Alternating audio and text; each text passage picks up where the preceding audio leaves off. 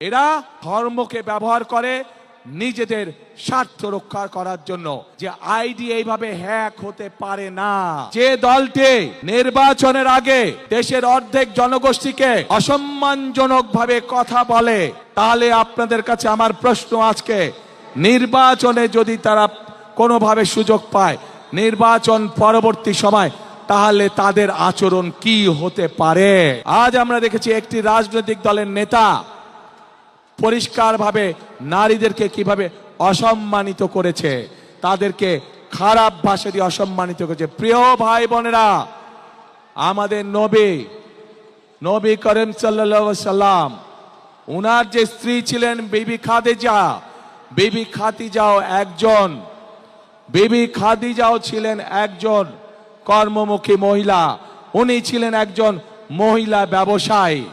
আজকে যেই দলটি, যাদের নেতা আজ বাংলাদেশের নারীদেরকে একটি খারাপ কিছুর সাথে তুলনা করেছে, তারা বলে তারা ইসলাম কায়েম করবে, কিন্তু নবী করিম সাল্লাল্লাহু আলাইহি সাল্লামের স্ত্রী পর্যন্ত, উনিও পর্যন্ত একজন ব্যবসায়ী ছিলেন। তাহলে আজকে কোথায় গিয়ে দাঁড়ালো বাংলাদেশের নারী সমাজ, তথা তাবৎ পৃথিবীর নারী সমাজকে কিভাবে অপমান করা হলো? যে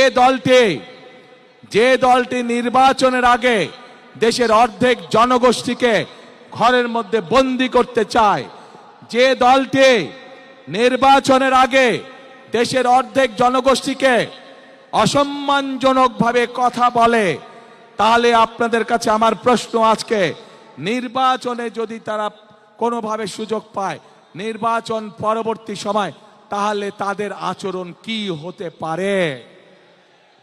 কাজেই প্রিয় ভাই বোনেরা, এরা শুধু নিজের স্বার্থের কথা বোঝে। এরা ধর্মকে ব্যবহার করে নিজেদের স্বার্থ রক্ষা করার জন্য। যেখানে প্রয়োজন সেখানে তারা তাদের মতন করে ধর্মকে ব্যবহার করে। আমরা গতকাল দেখেছি, যখন এই কথা বলার পরে তীব্র সমালোচনা শুরু হলো নারী সমাজ থেকে, যখন এই কথা বলার পরে তীব্র সমালোচনা শুরু হলো সমাজের প্রত্যেকটি মানুষের কাছ থেকে, তখন তারা বলছে তাদের এই আইডি নাকি হ্যাক হয়ে গিয়েছিল। প্রিয় ভাই বোনেরা, এই বিষয়ে যারা বিশেষজ্ঞ, তারা পরিষ্কারভাবে বিভিন্নভাবে বলেছে যে আইডি এইভাবে হ্যাক হতে পারে না। একটি রাজনৈতিক দলের একজন সিনিয়র নেতা জনগণের সামনে নির্বাচনের আগে এইভাবে মিথ্যা কথা বলছে, দলটি পর্যন্ত মিথ্যা কথা বলছে, তাদের আইডি বলে হ্যাক হয়ে গেছিল, অথচ আইডি হ্যাক হয়নি তাদের। কাজেই এরা নির্বাচনের আগে নিজেদের স্বার্থ সিদ্ধির জন্য মানুষের সামনে মিথ্যা কথা তুলে ধরছে, মিথ্যা কথা তারা বলছে। এদের একটাই পরিচয়, এরা মিথ্যাবাদী।